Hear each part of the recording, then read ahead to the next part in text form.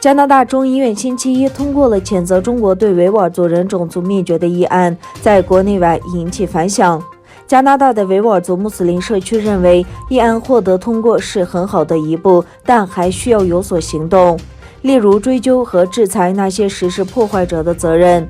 加拿大的维吾尔人有很多亲人在东突厥散受到破坏。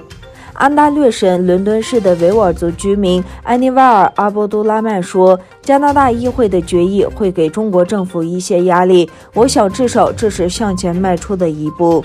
但他也同时对总理和内阁成员弃权感到失望。他补充说，他希望加拿大能采取行动制止种族灭绝，而不只是辩论是否应将其视为种族灭绝。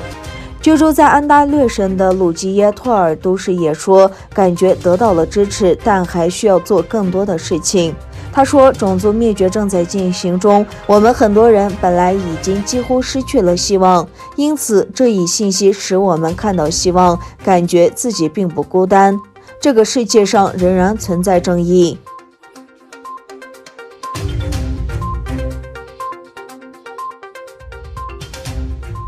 去年年底，一群维吾尔人在中国驻伊斯坦布尔领事馆前开始了以家人在哪里为题的和平抗议示威。目前该活动已扩展到欧美、日本和澳大利亚等地区。在德国、日本和澳大利亚，维吾尔人聚集在中国领事馆前举行了家人在哪里示威。维吾尔人要求中国当局提供有关东突厥散家庭成员的信息。海外维吾尔人多年无法与东突厥散的家庭联系。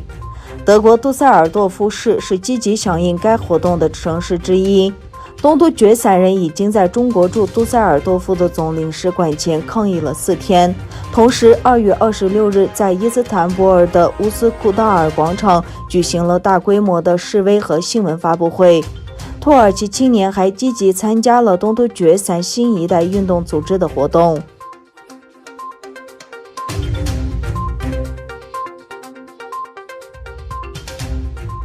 波罗的海国家立陶宛议会正在酝酿一项决议案，以谴责北京在东突厥散侵犯人权的行为。中国在东欧和波罗的海地区大力推动一路带一路外交之际，中共威胁以及人权问题、维吾尔、西藏、台湾、香港等议题也越来越引起这一地区国家的关注。美国国务院宣布，中国对维吾尔人进行种族灭绝和反人类罪以后，已有加拿大和荷兰议会通过决议认定中国的种族灭绝。据美国之音报道，立陶宛议会计划在3月10日春季会议开始之前，准备好一项谴责中国在东突厥散的侵犯人权的决议草案。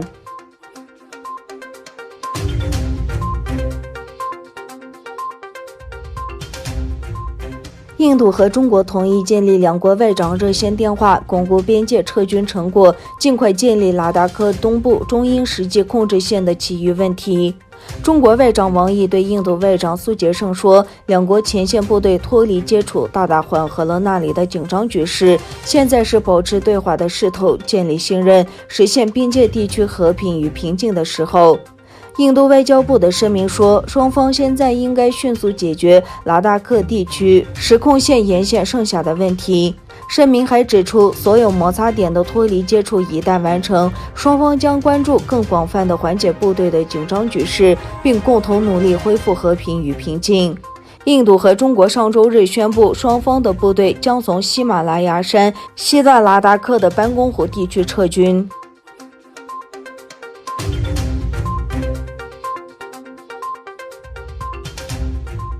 美国周五公布一份解密报告，指沙特王储穆罕默德·本·萨勒曼批准了俘获或杀害记者卡舒吉的行动。美国国家情报总监办公室周五发布一份解密的评估报告，显示沙特王储穆罕默德·本·萨勒曼批准了2018年10月俘获或杀害华盛顿邮报异议记者卡舒吉的行动。报告评估认为，萨勒曼批准了在土耳其伊斯坦布尔捉拿或杀害卡舒吉的行动。国家情报总监在这份4页的报告中称，沙特王储将卡舒吉视为威胁沙特王室的人，并支持必要的话采取暴力手段让其保持沉默。联合国法外处决问题特别报告员呼吁美国针对沙特王储穆罕默德·本·萨勒曼实施制裁。